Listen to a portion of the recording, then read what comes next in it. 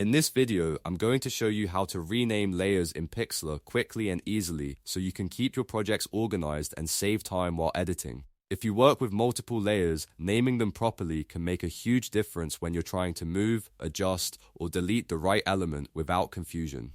Before we get started, make sure to hit the like button and subscribe for more simple Pixlr tutorials just like this one. Alright, let's jump into it. First, open your project in Pixlr and look toward the right side of your screen. You should see the Layers panel there, which is where all of your image layers are listed. This panel is important because it helps you manage every part of your design in one place. Now, find the specific layer you want to rename.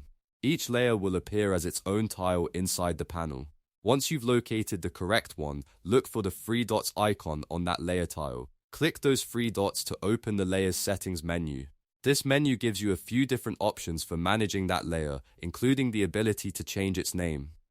When the settings pop-up appears, look at the top where you'll see the name field. Click inside that box and type the new name you want for the layer. Try to use a clear and descriptive name, like background, text box, logo, or shadow, so you can easily recognize it later while editing. After typing your new layer name, you can save it by pressing Enter on your keyboard. You can also click anywhere outside the box, and Pixlr will apply the change automatically.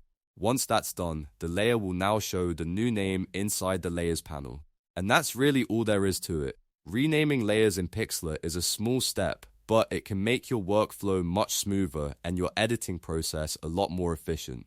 The more organized your layers are, the easier it becomes to make fast changes without getting lost in your project. If this tutorial helped you, please give it a like and subscribe for more Pixlr tips, beginner guides, and editing walkthroughs. Thanks for watching, and I'll see you in the next one.